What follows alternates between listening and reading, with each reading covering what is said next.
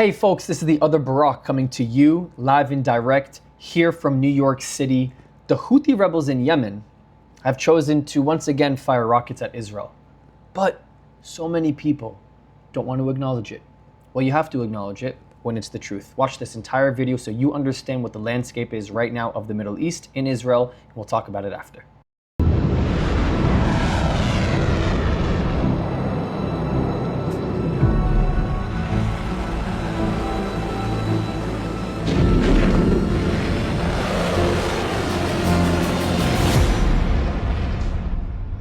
نفذت القوة الصاروخية في القوات المسلحة اليمنية عملية عسكرية نوعية استهدفت هدفا عسكريا للعدو الإسرائيلي جنوبي منطقة يافا المحتلة، وذلك بصاروخ باليستي فرط صوتي نوع فلسطين 2.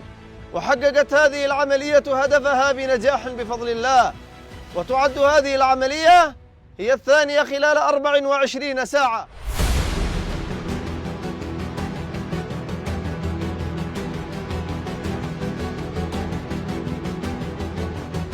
إن عمليات القوات المسلحة المساندة لغزة لن تتوقف مهما استمر العدوان الأمريكي، وإن هذه العمليات بالإضافة إلى حظر الملاحة الإسرائيلية سوف تستمر حتى وقف العدوان على غزة ورفع الحصار عنها.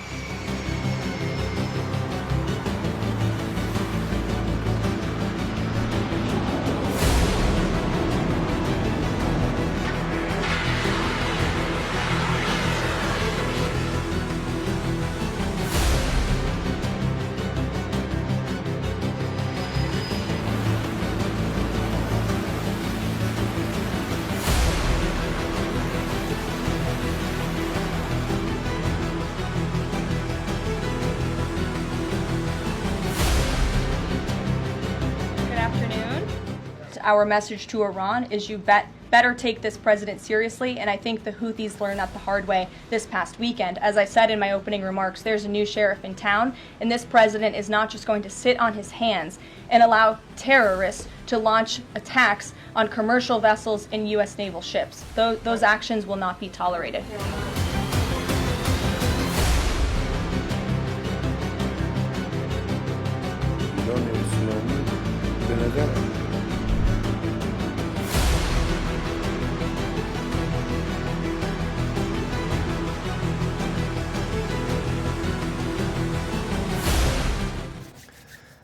You want to know? You want to know what I find fascinating?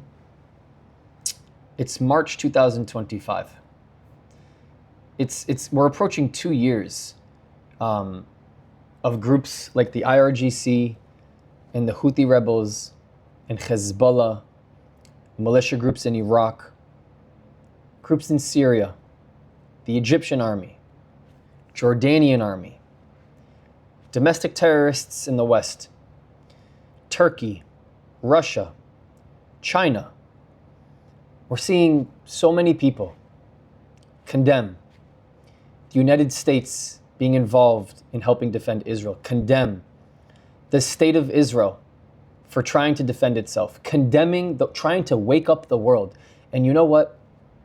We're 2 years, we're almost 24 months, ladies and gentlemen. And they're still continuing. And you want to know what I find very interesting? Is nothing's changed. Nothing has changed. You think the US is going to stop helping Israel? You think Israel's going to stop defending itself?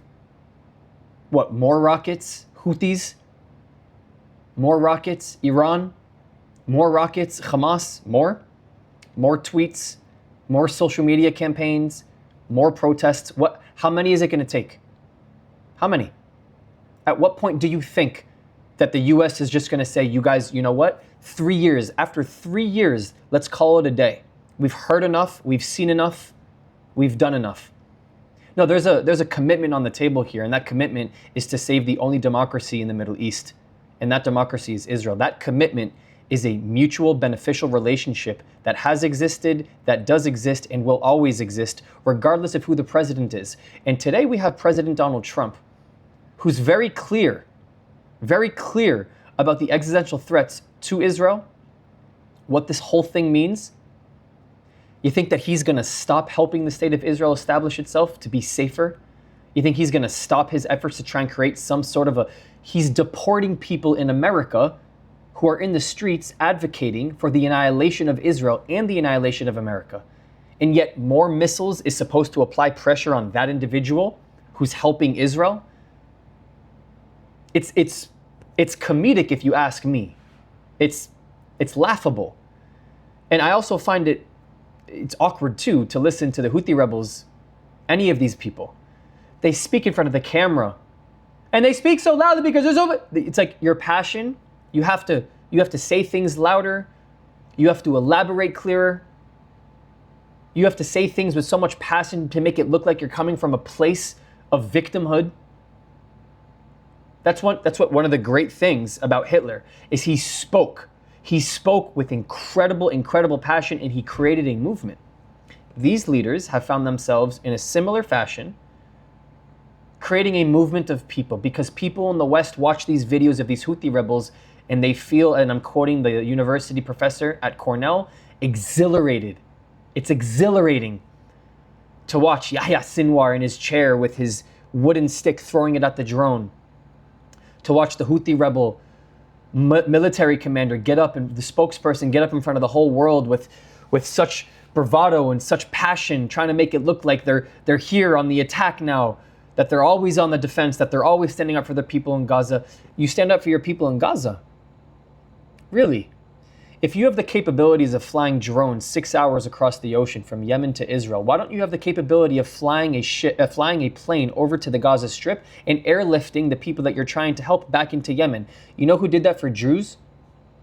You know who did that for Jews? Israel did that. Israel did that. For Jews in Yemen, Israel did that. For Jews in Ethiopia, they took them out of Arab nations, African nations, to save them from being eviscerated, from being slaughtered, because they care. And they're a minority, and you're the majority. So you have no excuse not to help them. It's so easy for politicians and people to get on the screen and get on social media and make these videos and make it look like you really care. You want to know why I know you don't care? Not just because you're not helping them come back to Yemen. Because if any of those missiles, God forbid, fell on the side of the Gaza Strip and killed a bunch of Palestinians, we wouldn't hear a word from you. You wouldn't say a thing. What? The whole world would be silent. When Iran decided to shoot over hundreds of ballistic missiles and drones into Israel, I was there. One piece of shrapnel fell in Jericho and killed a Palestinian from Gaza. No one said a thing besides Israel. I didn't see one Arab nation talk about the death of a Palestinian man who was in Jericho who got killed by a rocket by Iran. You can't F up more than that. You killed your own in your pursuit of trying to kill your so-called enemy.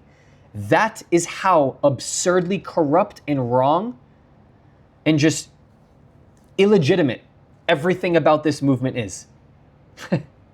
God forbid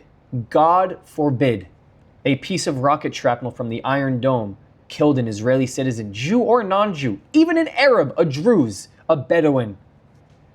Israel would be Jewish people. We would be the first ones to say how heartbreaking it is. I'd be the first person to make a YouTube video and talk about how heartbreaking this is. You would have masses of people, Jews and Christians and Muslims, everybody get together in Israel and attend that funeral.